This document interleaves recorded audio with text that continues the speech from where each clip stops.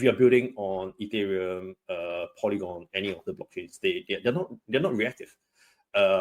We don't want to create a layer one that is reactive and say that, yeah, now we are competing with you guys. To me, yes, maybe we can possibly do that, but that leaves out everyone else that are still on all those systems. What we wanted to do, actually, why don't we create something that benefits everyone as a whole? And that's why we created a data execution layer, not layer one or layer two, because we wanted this to benefit everyone, regardless of blockchains, regardless of even the code behind it.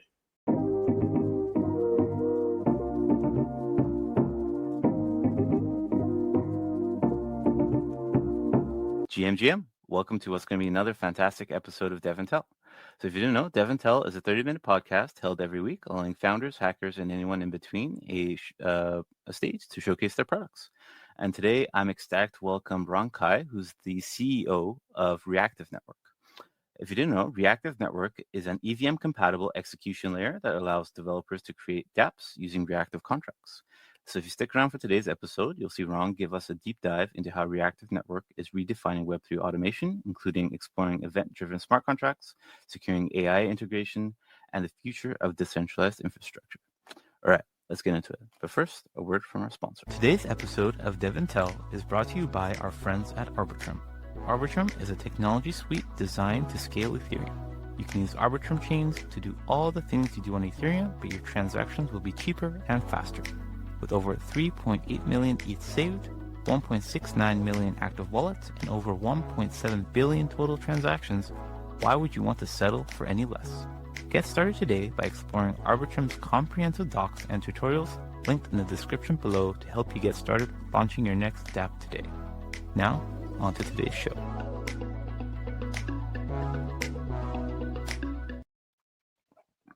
GM, welcome to the show, Rong. I'm ecstatic to have you on today. Thank you so much, Nat. Thank you for having me. My pleasure. And thank you so much for taking the time out of your day to come chat with us. I know we have a lot of great content to go over today on Reactive Network. Before we get into that, though, would you like to give a brief introduction about yourself for the crowd? Yeah, definitely. I just realized your background's modal. And it's this flip up, but that's you got the map of Middle Earth right on. Yes, Middle Earth behind me. Yes, excellent. So sorry, I got distracted because the eye staring at me, and I was like, oh, wait a minute. Anyway, yes. Thanks for having me, and it's a pleasure to be on the show with you and everyone who's watching. Thanks so much. My name is Rong Kai. I am CEO of Reactive Network. And I've been in this industry since 2020. A lot of things has happened. I was in finance for the first 2 years. I was doing actually BSc Accelerator Fund, and that's actually how I knew about my current team. And from 2021 onwards, I joined my team, and we initially were doing real-time data, and then we were in indexing, and then now we founded it, and we did Reactive Network together. So the journey has been quite a thing. I'll probably share more if you're interested. But of course, today we're here to talk about tech, and I'll share more about Reactive Network as well. Yeah, for sure. I mean, if you don't mind, I'm always curious how people found themselves in tech and Web3 and the Web3 industry in general.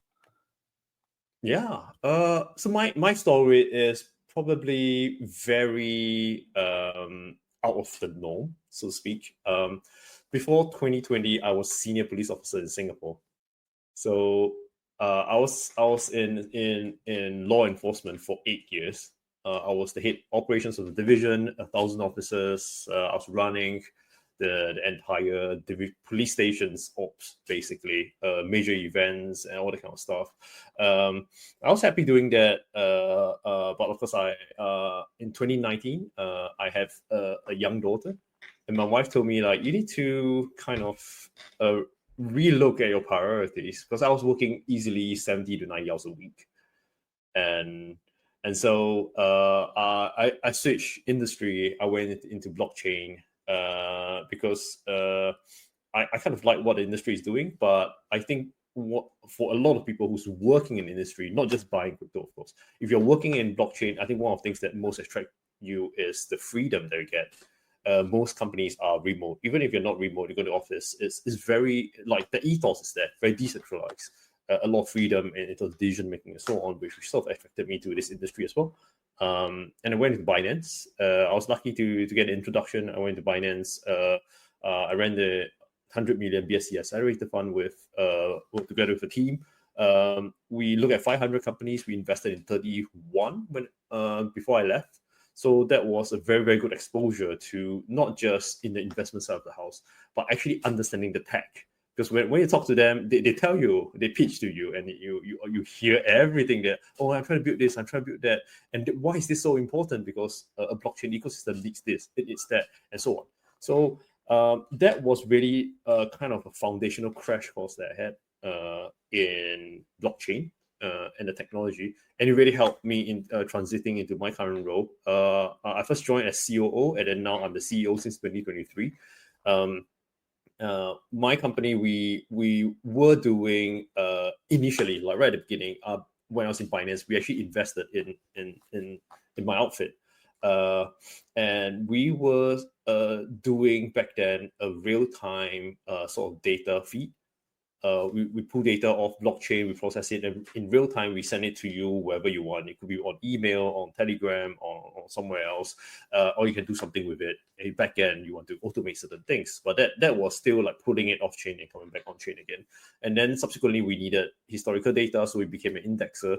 But indexing wasn't what we wanted to do. We wanted to be really, really good at real time. And we came back into this space and we sort of created Reactive Network. I'll share more about the problem statement and all that on Reactive Network later. I have a very short deck of slides to share with everyone. But very long story short, the impetus was really because we felt that anyone building on-chain, decentralized applications, DeFi, whatever it is, you kind of still apply the very old model where pull data off-chain and come back in again, pull data off-chain, coming in again. It is a very roundabout way of doing things if you look at it from a data standpoint. Anyone who's building on Web 2 will just think that it doesn't make sense.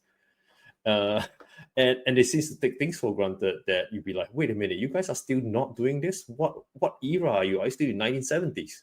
And that was what we felt as well. We were like, can we do something about that? And we created Reactive Network sort of to address that. Amazing. And yeah, that's like you said, quite the unorthodox way of getting yourself into tech, but your experience in the police force as in a leadership role, I mean, naturally ramped you up for what you're doing now, which is amazing to hear. And yeah, like you said, I looked into Reactive Network a bit. It looks like it's solving a real gap that did exist in the blockchain ecosystem, where basically you were at the mercy of basically just indexing events to be able to react to things. But it seems this is going more so kind of like a parallel to like SNS, SQS, being able to just react to events, which is pretty cool. But I don't want to spoil anything. I think this is a good segue if you want to bring up your slides and we can get into it. Definitely. Let me share my screen. Here we go. And for folks who are watching us live, if you have any questions for Rong as he's going through his slides or anything that we're going through, please feel free to ask and we'll get that answered for you. All right, stage is yours. All right, thanks so much. So I won't take too long. This is like a dialogue, and then I do want to hear from people who's listening in as well and kind of interact with us and feel free to ask questions. So I'll just share, really just explain the technology because after all, this is new. We actually created the world's first interoperable execution layer. So it'd be like, what's this? What's execution layer? Is it layer 1? Is it layer 2? It's not any layer like that. If you strictly want to put us like a layer with kind of like a 0.5, but when you tell people you're a layer 0.5, they'll be like, it doesn't exist. What's this? Yeah, because it's new. So essentially, this is a get that it's not just an opportunity, but it's something that we ourselves feel very strongly. So if you look at the left, the Web2 experience is pretty straightforward. They deploy a code, the code reacts to changes in the tag component state directly, and it performs function and goes to the application. What essentially means is that if you're building an application on the internet, on mobile phones, and so on, you deploy a code, you expect the code to react to things happening. If you connect a data set to it, it will see the data changing and it knows what to do based on that. Very straightforward. It's a function that has been like, if this then that. It's been, if you learn coding anywhere, it's been around since a long time ago, maybe the 80s or even before. But the Web3 experience is not. It's interesting, but it's historical. I wouldn't go too deep about why it's like that. I'll just show you like this is the current state. You deploy a code on chain. So we talk about smart contracts. Smart contracts are code that's on chain. It cannot respond to on-chain events, only states. So it will know that a state basically is like block per block. It will know that at this block, this is the current state of all the wallets and everything that's happening on it. Your wallet has, say, 10 ETH right now, and the next block, your wallet has 9 ETH. Great. What happened to the 1 ETH in between? It doesn't know. The smart contract, the code itself will not know. And of course, blockchain itself, they cannot take data or respond across blockchains. They can't cross, because blockchains are supposed to be kind of self-contained, sterile system. It must have consensus. That's why it cannot just take data just like that from other chains organically. But business being business, we need to solve this, right? And for the longest time, people will be like, hey, this is actually solved. Right now, we do this. Yeah, we take data off-chain, we standardize it, we feed it to a Web2 based code. The Web2 based code, which is on the left, will just do all this, and it will come back to the Web3 node, and then it responds accordingly. A very roundabout way to do this, and for most of the time, because we need indexing for historical data as well, so we just latch onto it, and we want to do this way. But the problem is, and you should talk to a Web2 developer, and if some of you who are on the Web2 side, you probably will be nodding ahead with me. It's like, yeah, why are we accepting this? We kind of just accepted it because we've been doing this for close to a decade, but it shouldn't be this way. Should the experience be closer to kind of as seamless and possible like Web2? And I think that's something that is a question we ask ourselves, like right at the bottom. Can we push Web3 a little bit closer to mass adoption by making the development experience as seamless as possible in Web2? And so we actually created a reactive network to do that. So rather than having initiated action that goes to blockchain A, and because there's no cross data and no interaction to cross blockchain B, it could be the same blockchain actually. You could see blockchain A and blockchain A on the left and right. It's still the same, but the idea is still remains. They don't interact because they don't respond to the data, the events that's happening. They only respond to states. So rather than do this, we pull everything to external indexer with external code, right? But it's not just external indexer with external code. There's, because you need to put it off chain and come back on chain again, behind the scenes, there's a lot of other things: data storage, transaction signing, synchronizations, etc. Each component has its own point of failure. You need all 5 to work. Actually, it could be 6 or 7 depending on your own tech setup. But this is the more very simplified version of it. And one fails, the whole thing fails. And of course, there's cost of setup, and you need to rely on someone else providing this service to you if you don't want to do it yourself. And what we do is we put it on chain instead. If you can observe and we can interact, a majority of on-chain use cases will be solved very organically, remains on chain, and you don't have to kind of rely on a centralized point of failure. I think very importantly is that we are not saying that we don't need indexes anymore. There's a lot of use cases where you need like to throw through whatever's happening on chain. You want to look at past historical data. You want to look at big data. Yeah, of course, indexing is actually very important. We did indexing, we know. But for, I think, a lot of very on-chain, reactive, responsive things that's happening, especially with smart contracts, actually what you see on the right, which is what we wanted to do completely that's autonomous, and it's reactive actions that's on-chain. Reactive Network actually solves this for all of these kind of use cases. The value we want to bring is basically this. We're going to reach a stage where reactive smart contracts will underpin the complex reactive functions on-chain. Because right now, if you're building a Web3 dApp, very often the very first version, the alpha version, pretty straightforward. You come in, you build, you have a lot of things that's off-chain, you have something that's on-chain, and you make sure that the whole thing talks and it interacts, and you have an alpha, you have a MVP, and you push it out, right? And people start interacting with it. Great.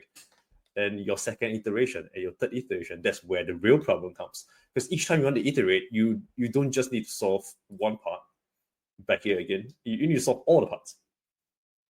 That cycle takes a longer time, way longer time actually. Maybe if you're building this completely off-chain, you're on Android or Apple Store, for example, if it's a handphone application, maybe each version of updates takes you a few days if you're fast, maybe 1 week, 2 weeks if you're slow, so on average. But on Web3, it could be months to have the next version. That's a significant jump in terms of lag time, development lag time, right? Why is Uniswap on version 4? Why are they not yet on version 30? It's because of this. This is it. This is why. So when we look at the pace of development, this is a major blocker, and we want to underpin this complex reactive functions on chain. So we enable more complex smart contracts, both conditional and reactive, and then we close this interoperability gap for applications. Once it happens, both the user experience and the developer experience will be streamlined, and then we can start powering really powerful things, especially intent-centric applications, and so on. We're going to give certain intentions. We power that reactivity part of it. That's the whole point. And then hopefully it will lead to mass adoptions. This is my last slide, actually. It just explains how it works. And I think after that, we can share more. But very simply, this is a very simplified diagram of how it is. Things still happening on the source chains on the left. User-initiated action goes to smart contract, and you click approve, that sort of stuff, and it goes to the blockchain, and blockchain execute, and it creates an event to say that, yeah, I've executed it. The reactive smart contracts, if it's built and it's observing across all the states, across all the blockchains that we are connected to, you observe all these live events, right? You retrieve the histories live. You compute the data and execute the contract logic on the smart contracts if it sees the events, because now we can see the event. It sees the event, it will, and my event and my own code tells me that if I see this, it meets the certain parameters, execute something else on-chain. So rather than do this off-chain, now you're doing it on-chain. And then you publish the results. It creates yet another event because it's publishing the results, which is like a prompt on the destination chain to say that, hey, can we do something? And the user gets the result. It basically bypassed the current restrictions on all the blockchains that we have, which is if you're building on Ethereum, Polygon, any of the blockchains, they're not reactive. We don't want to create a layer one that is reactive and say that, yeah, now we are competing with you guys. To me, yes, maybe we can possibly do that, but that leaves out everyone else that are still on all those systems. What we wanted to do, actually, why don't we create something that benefits everyone as a whole? And that's why we created a data execution layer, not layer one or layer two, because we wanted this to benefit everyone, regardless of blockchains, regardless of even the code behind it. We, of course, at the beginning, we are only supporting EVMs, but in fact, non-EVMs are probably coming pretty soon. We were predicting that to be next year, but it might be coming this year, and that's something that's extremely exciting for us. So this is it. This is basically what it is. I have one which is really on use cases, but rather than go through it one by one, I thought, why don't we have a conversation? I wouldn't just show this. I think it distracts us from the various different use cases, but I wanted to have open conversations with you guys, think about the possibilities and so on. And I can share more on who's building on us right now. Like right now, we have more than 20 what we call RVMs, reactive virtual machines. Each RVM is basically one use case, and under it can have anywhere between 1 to a dozen different reactive smart contracts on them. So I'll stop sharing, and I think I'll come back to the floor. Yeah. This is really neat. Just want to double click on the smart contract bit a bit more. So it seems like, at least from your diagram, the reactive smart contracts are kind of like a middleware, if you want to have like a Web 2 parallel, that kind of do something before, like in between going from chain to chain. And is there so does there have to be a particular smart contract on either side that basically accepts whatever the message is from the reactive smart contract to be able to send it along to wherever it's supposed to go? Or Yeah, we basically build it as a sort of a bridge between, and it could be the same chain, right? It could be Polygon and then back to Polygon, for example. But the whole point is to bridge this capability gap. There's a lack of this capability. You build a smart contract there, and it's just waiting for instructions. It cannot see all these events happening. So we created a middleware is kind of a good approximation to sort of what we are. But I think right now, this is a problem that exists since the very first days of smart contracts. And how people do it is they put it off and they're coming on, right? And they say this is like a middleware. They put in the middle, but they put it off and they're coming back on again, chain to sort of create this loop, because the business use cases tell you to do it. You need this to be automated. You can't have a person clicking 24/7 all the time, thousands of times a day. So you need a machine to do that. And what we did is, rather than solve it at it's basically like an application level, where you put it off and on again, or basically the next level below it and put it on and off again. We actually go straight all the way down to the smart contract level. It's like, oh, so we're down to the code that you write on chain, and we solve it there. By doing it deeper, it creates basically a data flow that's a lot more organic, because code is code. Code is basically humans with an intention. You write it out in code that computers can understand, and they will execute it and do it for you. Some really complex kind of things that you want to do. Think of all the kind of, as complex as you want, the kind of financial transactions you want to do on chain. That can only be done with a code. And if the code is interacting, it's very limited at that level. It has to jump through into another tech stack and another code that's on Web 2, for example, to talk to a Web 3 code, and they're all written in different languages. And that means you're introducing a lot more things. You're introducing a way for the data to get there. You're introducing a way to standardize the data. You're introducing a way to translate the data, and so on. And what we do is, no, you cut all of that. Why don't you make it a solution that's native at that level? And the code is just, to them, they're just talking code to code. I'm talking English to you, and you completely understand me. I don't need to introduce a lot of in-betweens. Gotcha. And do Solidity developers have to learn anything new, or is are the reactive smart contracts fully EVM compatible? It's fully EVM compatible, and you can just write it in Solidity. That's why we make it this way. We started with Solidity because I think Web3, at the end of the day, yeah, there's Rust developers and so on, but majority right now is Solidity. We basically just take the majority as a solution, we put it in.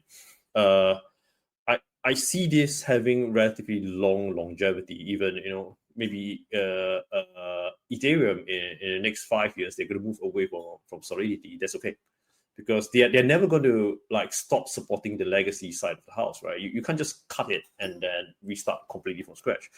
You need a sort of process to move towards a certain areas, and that's also what we're going to do. We're just going to follow industry. At the end of the day, maybe eventually there will be other layer 1, layer 2s that come out and say that they are reactive smart contracts right at the beginning. Maybe they take our technology and they morph into certain things. That still means that our mission has been achieved, and maybe we do it next time. But right now, vast majority of blockchains, probably all of them, in fact, if you write the smart contracts, they are just at that. There's a historical reason behind it. If you look at it, from a non-technical standpoint, if you're not technical, it's okay. You'll understand where I'm coming from. If you look at it, blockchains were created at the beginning, Bitcoin, right? It's just now you giving me Bitcoin and I giving someone else Bitcoin. It's meant to be that. And then you slap a layer of coding on top of that. This is what happens. Yeah, exactly. Once things become a little bit more interesting, is like that. Then you open like a whole new can of worms. But it's like it's for the best, right? It's like that's why we push innovation, and certainly what you guys are doing here. Just curious, like, are there any added gas costs if there's a reactive smart contract in between? Yeah. So the gas will be paid because I'm structured as a decentralized. Architecturally, I'm blockchain as well, right? So if you have a reactive smart contract on us, the smart contract, by observing the events, they don't need to pay gas, but it's like the acting. Oh, I see something that is relevant to me, and then I act. That creation, that act will need gas. But right now, I mean, it's super cheap. It's like small fractions of a cent to react to things.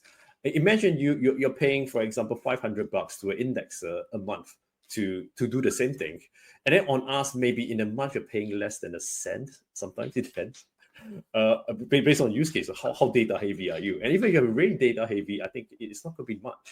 And that's why, and even to us, it's already energy efficient. Is because we created a system where they are inherently spotting all the events without needing to pay money. Like, the reason why indexers need to charge so much money is because they spend a lot of energy and resources and coding power to pull data off and sort it out for you before they even read it.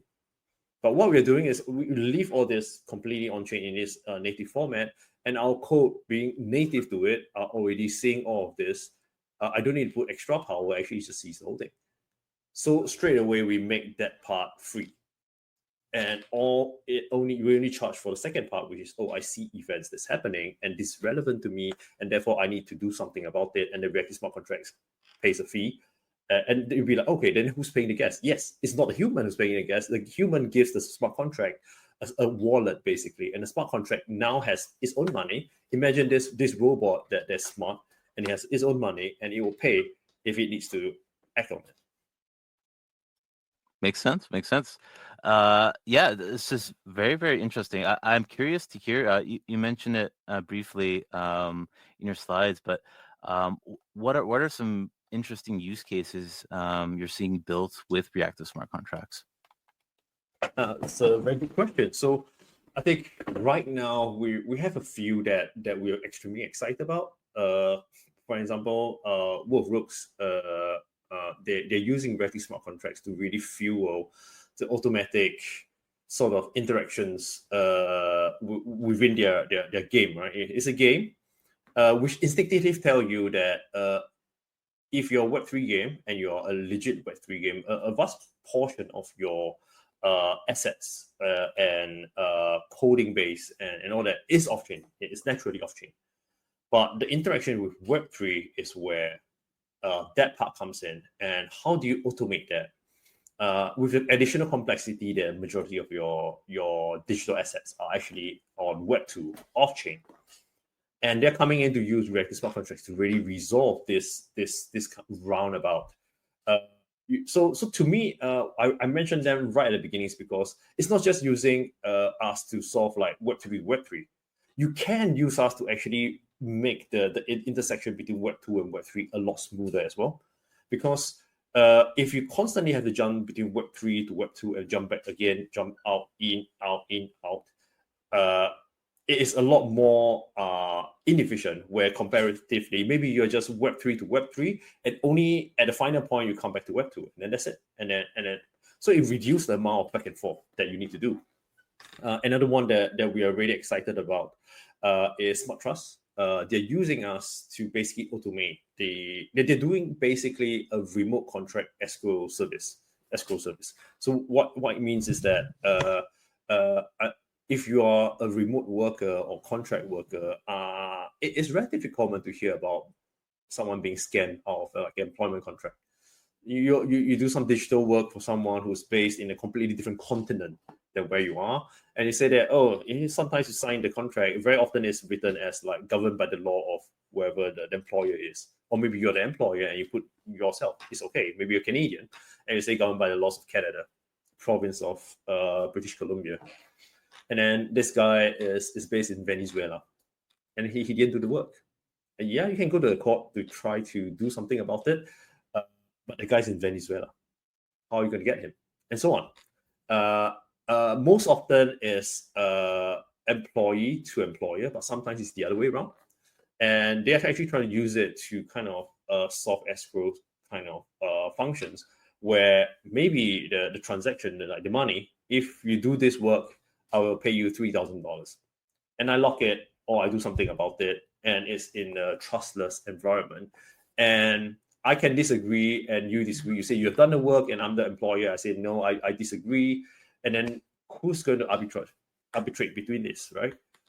They created a service that uses Web3 to sort of solve this in a trustless manner and sort of have a neutral party to kind of, I wouldn't say take sides, but sort of to assess the situation and then objectively say that the work is done or no, the work is not yet done and so on.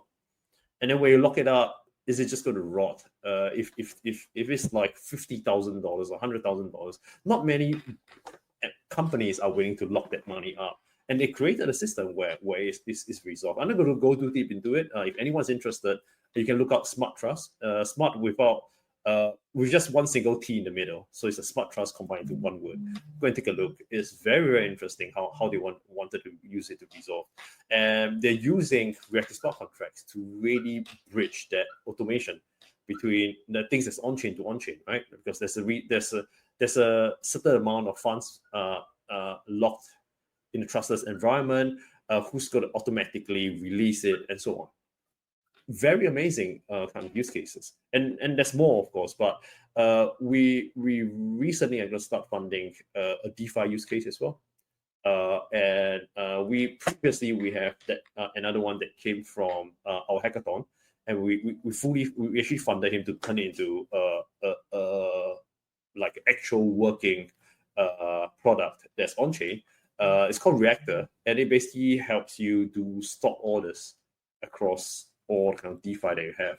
There's a lot more as well. Actually, they have like liquidity protection and so on, and that they want to put it in. So the whole idea then is use it, and it's no code. Like if you're a typical user, you don't need to know coding. That's the best. You go in, you'll be like, I'm gonna do stop orders. Some places have, some places do not have, and sometimes you want liquidity protection, and that to me is critical.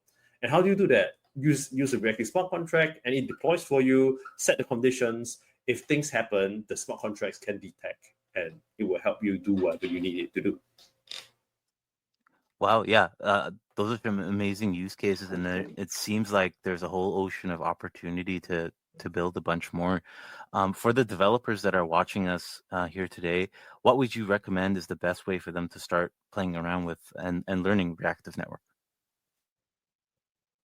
I think the best way to really start looking at, if you're a developer, obviously, look at our documentations, because our documentation don't just have like a typical set of rules. We actually have an education section.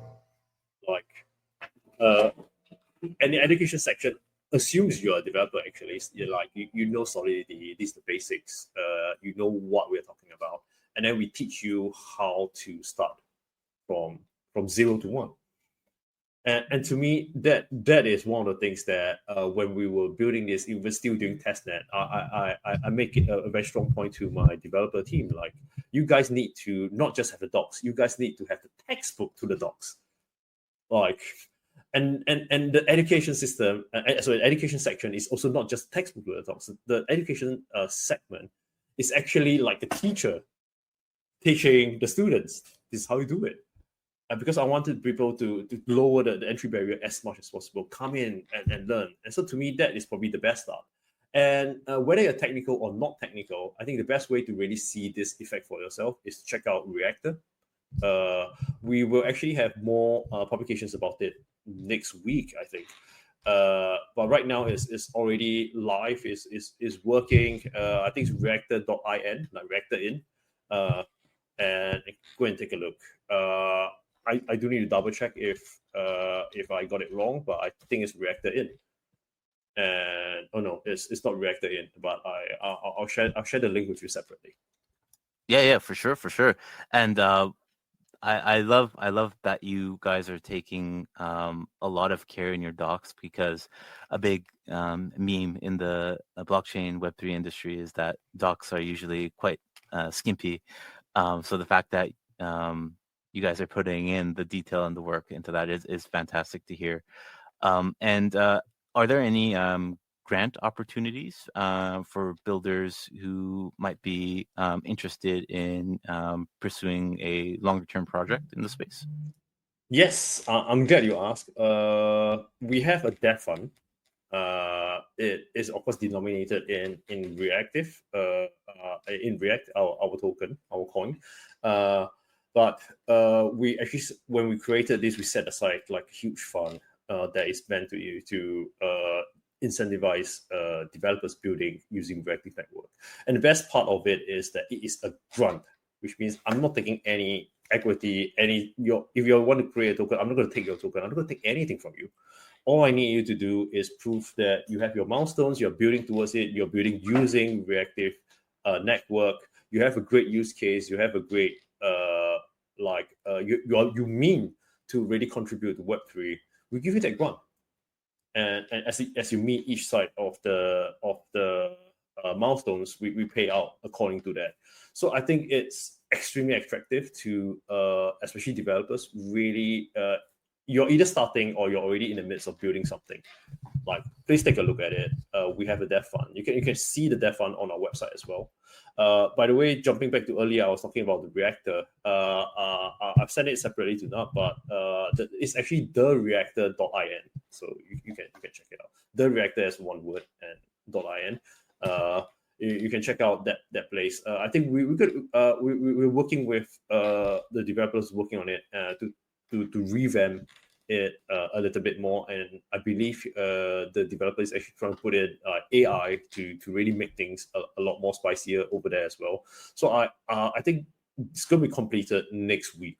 I'm sort of like doing a pre-marketing, so to speak. Hey, take a look at that, and it's for someone else project. It's like it's a developer that we previously funded, and we continue to make this better. Because we feel that this is actually a very good entry point, not just for developers, but also for non-developers, because it's completely no code. You just click and then it deploys for you. Awesome. Yeah, and we love the alpha on this show. And is there anything else that you might be able to share around the roadmap of Reactive Network? Yeah. So for those who are not familiar with us, we launched actually that was about 4 months ago in March. We launched in March. And we basically, in that time, I think the network now is completely stable. It's good. We've started, we were connected to, during that 4 months, we connected to Hyperlane. And then Hyperlane, they have that 6 dozens different networks that they are on. And of course, through us and through them, you can actually react as destination chains to all of that as well. But on our own, we are also continuously connecting to new network, and that's something that is extremely exciting for us. Just this week, we announced that we have integrated Hyperliquid. There's going to be more. I think what we are focusing right now are really the chains that have the most potential for a developer. Like, I want to be there because, why is it? And if you are, as a developer, you want to be on whatever chain, we will make sure we will support that. And we are looking at some of the major non-EVM chains as well. And very likely this should be coming soon. Actually, there's something that my CTO, Danny, he's been giving me very good advice about some of this. Obviously, we don't promise anything, because with development, you guys know as well, sometimes things can come your way and then things are delayed. But right now, I think we have a brilliant team, and things are going faster than I expected, which is always a good sign. 100%. Always is. You always want to be ahead of the game there. But yeah, looking forward to basically seeing people start building cool stuff with Reactive Network. And yeah, as Rong mentioned, if anyone's watching here today and is curious to take a project a little bit further than just a weekend hack, they do have grants. They do have a grant program available, so definitely reach out. And I guess on that part, if people do want to reach out or have questions, what's the best way for them to get that help? Yes. I think the best way is reach out to us on our social media. We on Telegram, for example, we have both the general public one, but we also have a developer Telegram group, which I do realize I haven't sent to yet. I'll send to him, and then he can share with everyone. So on Telegram, the developer one is probably, well, the if you're a developer, that's probably where you want to start from.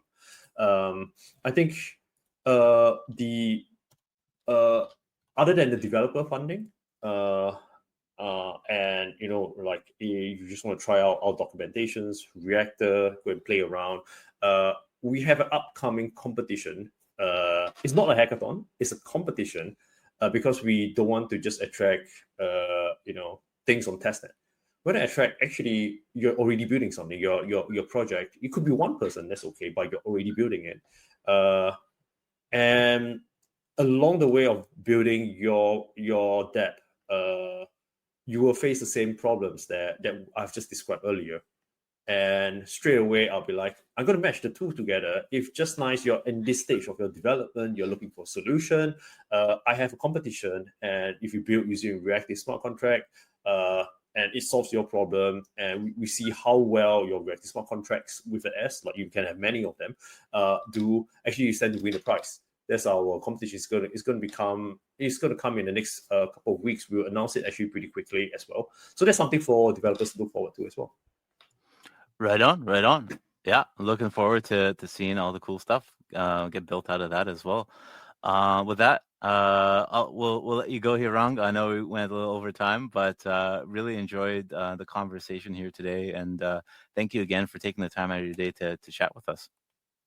Likewise, thank you for having me. And I'm always very happy to share about what we're doing. It's very exciting to me, especially I myself, I'm not a developer, right? I was a police officer. I studied chemical engineering, but never coding into this level. And I think what we've built is something that even me as a non-developer, I'm very excited about, because this is a core problem in the entire ecosystem. And I think that's something that if you're a developer and you're interested, you should take a look, try it out. Highly encourage you to come and try it out and see how this will change the way you build. Well said. And yeah, we'll have all the resources for you to do just that in the description below. So definitely maybe take your weekend hack this week to learn some Reactive Network smart contract development. But with that, I just want to wish everybody a very happy Friday, happy weekend, wherever you may be. And we'll catch you back here on DevNTell next week. Right on. Have a good one. Thank you so much. Cheers. My pleasure. Bye. Bye. If you enjoyed this episode of DevNTell, be sure to subscribe to never miss an episode. Till the next one, cheers.